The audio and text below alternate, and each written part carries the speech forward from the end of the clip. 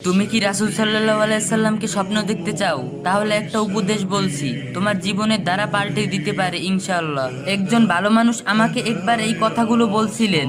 আমি তাকে জীবনে মাত্র একবারই দেখছিলাম, কিন্তু তার এই কথাগুলো আমার জীবনে অনেক বড় প্রভাব ফেলছিল। আমি একদিন বিদেশের এক মসজিদে নামাজ পড়তে গিয়েছিলাম। মসজিদটি প্রায় খালিই ছিল, শুধু আমি আর এক তার্জিক লোক ছিলাম।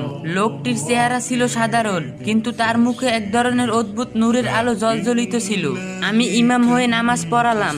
নামাজ শেষে লোকটি বাংলা আরবিতে বললেন, তোমাকে একটা উপদেশ দিব, এটি পালন করো। আমি বললাম, বলুন। তিনি বললেন, তুমি প্রতিদিন 1000 বার নবীজির প্রতি দুরূদ পাঠ করো। এটি 5 ওয়াক্ত নামাজে ভাগ করে নিতে পারো। তুমি অবাক হবে যে কিভাবে তোমার জীবনে পরিবর্তন আসবে। তিনি আরো বললেন, দেখো, তখন আর কোনো চিন্তা তোমাকে দমন করতে পারবে না, কোনো জন তোমাকে কষ্ট দেবে না, আর প্রতিটি কষ্ট থেকে মুক্ত পাবে।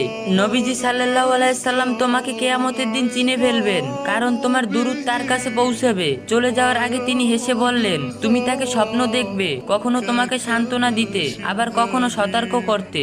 আমি সত্যিই সেই উপদেশ মানতে শুরু করলাম। প্রথম 3 বছরে কিছুই দেখিনি, তবে আমার জীবন বদলে গেল। সব কাজ সহজ হয়ে গেল, আল্লাহর রহমত ও নিরাপত্তা পেয়ে গেলাম। আমি যাকেই এই উপদেশ দিয়েছি, সবাই নবীজি সাল্লাল্লাহু আলাইহি সাল্লামকে স্বপ্ন দেখেছেন, কখনো সুসংবাদ নিয়ে, কখনো সতর্ক বার্তা নিয়ে। আমি চ্যালেঞ্জ করে বলতে পারি, যে কেউ প্রতিদিন 1000 বার দুরূদ শরীফ পড়বে, সে নিশ্চয়ই নবীজি সাল্লাল্লাহু আলাইহি সাল্লামকে স্বপ্ন দেখবে ইনশাআল্লাহ। আল্লাহ তাআলা আমাদের সকলকেই আমল করার তৌফিক দান করুন, আমিন।